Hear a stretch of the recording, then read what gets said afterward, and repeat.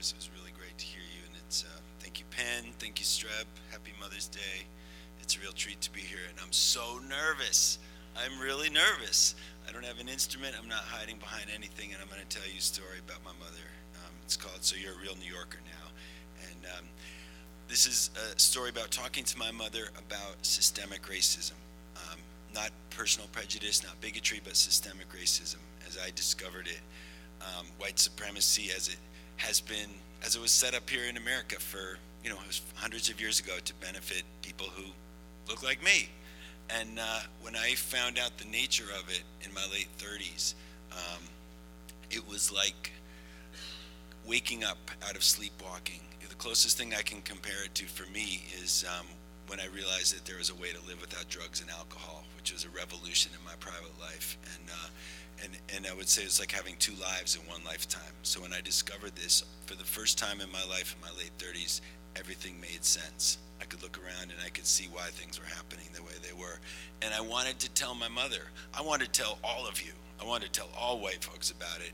But it was very important to me that I talked to my mother about it. I wanted my mother to understand that something had happened to me that I felt was fundamental, and it was a tremendous shift in my entire worldview, and I wanted her to understand. And I talked to her about it the way I talked to other white folks at that time, which was telling her what she should see, what she should think, what she should read, that she didn't get it. I got it, but she didn't get it, and telling her how she should react to it all, and where she had been wrong in her view of the world. And that didn't work for her, and it didn't work for anybody else. And so just to build up to that, the background is I grew up in New Hampshire. We bounced around a little bit and landed in New Hampshire when I was 6 years old. And it was essentially at that time in the 70s what I would call a white monoculture.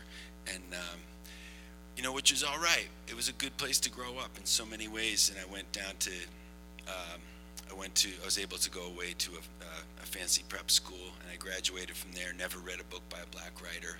Moved to Boston to play in a rock and roll band, and I had no context for anything like multiracial living or multicultural living. I had no context to be, and I lived in the south end of Boston, which was pushing back the black community of Roxbury. So I was part of gentrification in the early 80s. I had no idea what it was. I didn't know what was happening. And Boston is a segregated town to begin with. And there was a lot of racial tension in the air. And I could feel it. I could feel it walking down the street. My heart would start beating if a black man was walking towards me. I could feel this fear based on no experiences that I'd had, but I just absorbed so much. I'd absorbed, it was the, it was the air that I was breathing, and that fear crept in and just like in my heart. It was like poison. And so I started to feel it, and I moved down to New York, and I didn't know what it was. I didn't have a name for it. I moved to New York, multicultural city, and I lived here in what I would call white isolation. I lived in a white community in Brooklyn. My daughter went to primarily white school, ate in white restaurants. I read New York Times, white media, listened to NPR, white radio, and I thought I was a white liberal. And so when, I started playing family music, and I called my friend Mike Feldstein. He was my oldest friend in the world, and I told him, I said, man, this is great. We just played at a school down the street, and it was a beautiful mix of kids. It was Arabic, Latino, black, white kids. It was incredible. And he said, he'd been doing some work. I didn't really know, and I knew it didn't apply to me, but he'd been doing some work with Beverly Daniel Tatum, who wrote the book Why Are All the Black Kids Sitting Together in the Cafeteria? And he was doing what was called anti-bias work, which I knew didn't apply to me because I was a white liberal and not racist.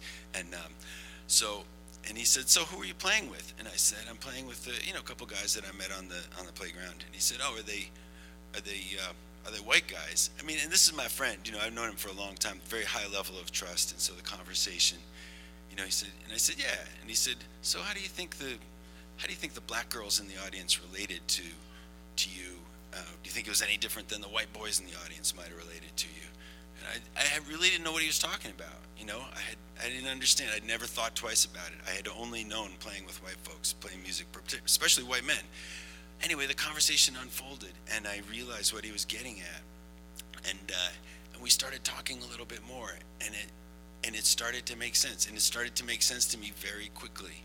And and he said, you know what, it's funny because he said, you think about it, I'm sure, like I used to, probably think you pulled yourself up by your bootstraps. And I said, well, that's true. We didn't have a lot of dough growing up, and I guess I really did. And he said, yeah, but you're a straight white man. You have the strongest bootstraps on the planet.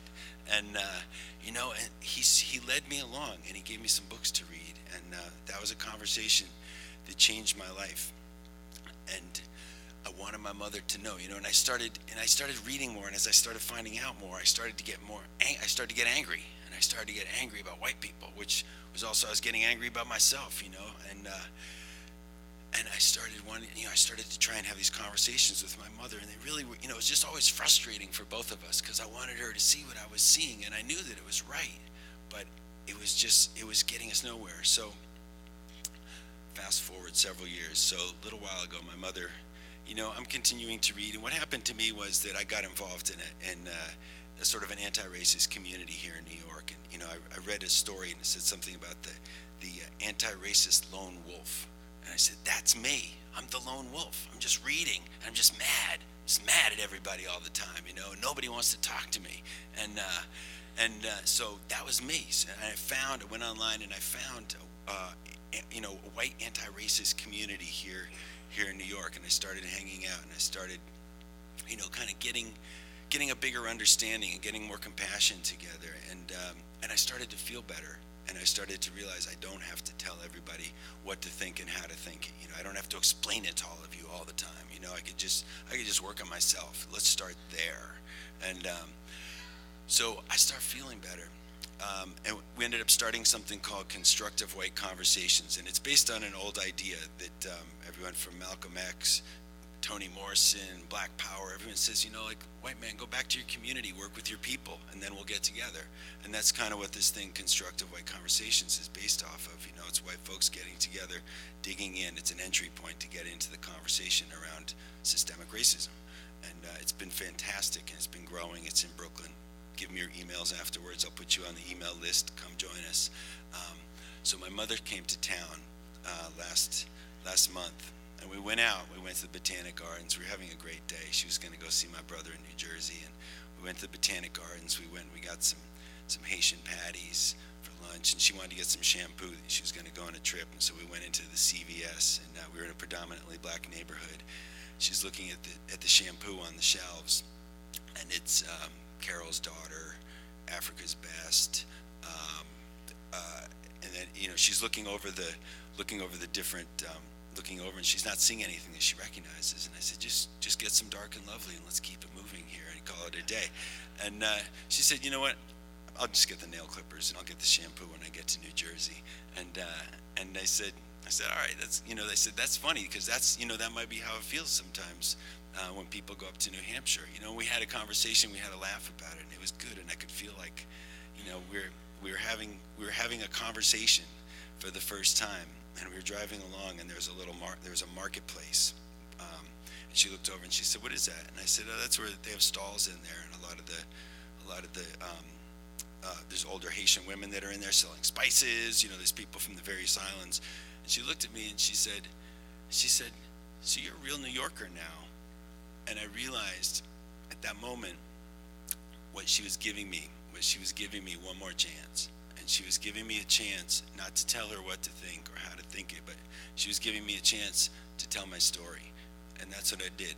I told her my story, and I told her about my conversation with Mike, and I told her about how I had been trying to push these things on people for so long, and how it didn't work. But I told her that I felt better, and I said, I play in a multiracial band now of men and women, and I've never heard music like this. I've never experienced this kind of thing. I feel like I have, I'm in multicultural living. My friend, I have a very wide range of friends. And I said I've never been happier, and I feel like I have the chance to be part of the solution and not part of the problem.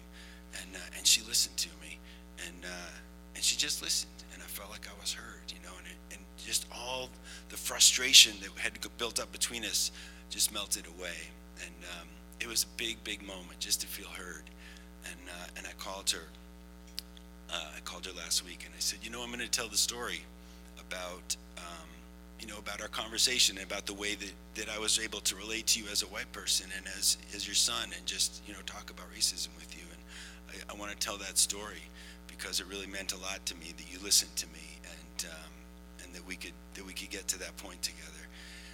And she paused and she said, Daniel, I want to thank you. And I felt like this is something I've been waiting for such a long time. But I wanted to hear it. And I said, thank me for what? She said, I want to thank you for not telling a story about the summer I grew pot for you and your brother. So, thank you.